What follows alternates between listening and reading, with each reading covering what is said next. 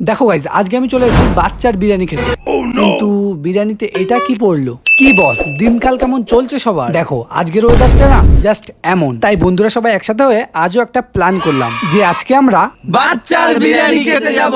দেখো বিরিয়ানির কথা শুনে আমার তো প্রচন্ড পরিমাণে লোভ লেগে গেছে, তাই তাড়াতাড়ি আমাদের স্টেশনে এসে আমরা হাবড়া যাওয়ার উদ্দেশ্যে রওনা দিলাম। দেখো স্টেশনে নেমে আমরা জানতে পারলাম বাচ্চাদার বিরিয়ানির দোকানটা সেখানে আর নেই, কারণ বাচ্চাদা ফেমাস হয়ে যাওয়ার কারণে তার দোকানটা বড় করে তৈরি করেছে। দেখো এসব কথা ছাড়ো, তোমরা এখানে আসবে কি করে সেটা তোমাদের বলি। দেখো হাবড়া স্টেশনে নামো, টিকিট কাউন্টার থেকে একটু বাইরে বেরিয়ে দেখবে ভ্যানে ওঠো আর বলুন বাচ্চার বিরিয়ানির দোকানে যাব।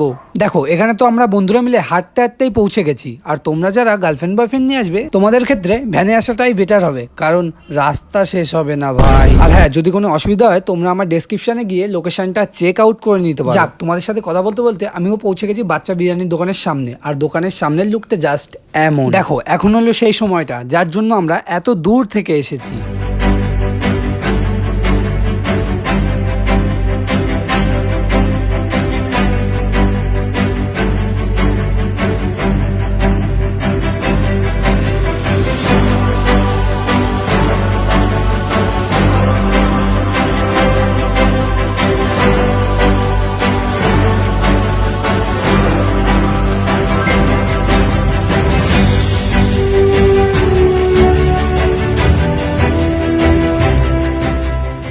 দেখো প্রায় 20 মিনিট বসে থাকার পর এখনো কারোর কোনো খোঁজ খবর নেই। যাক, তার কিছুক্ষণ পরই आ गई माल आ गया।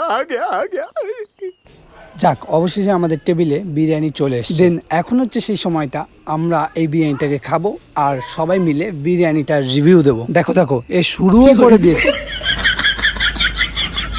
চলো লেট স্টার্ট।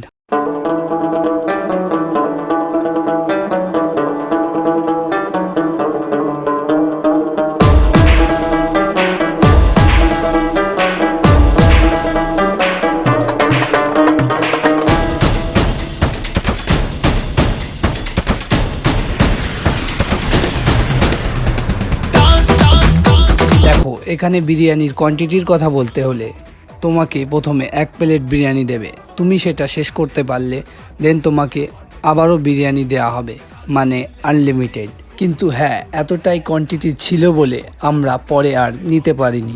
দেখো টেস্টের কথা বলতে হলে আমার কাছে এটা মোটামুটি ভালোই লেগেছে। যদি তোমরাও খেয়ে থাকো তাহলে কমেন্টে জানাতে পারো তোমাদের কেমন লেগেছিল।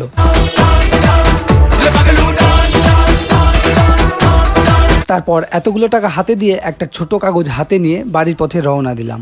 দাঁড়াও দাঁড়াও, বাচ্চাদের সাথে দুটো ফটো তুলেছি, দেখে তো যাও।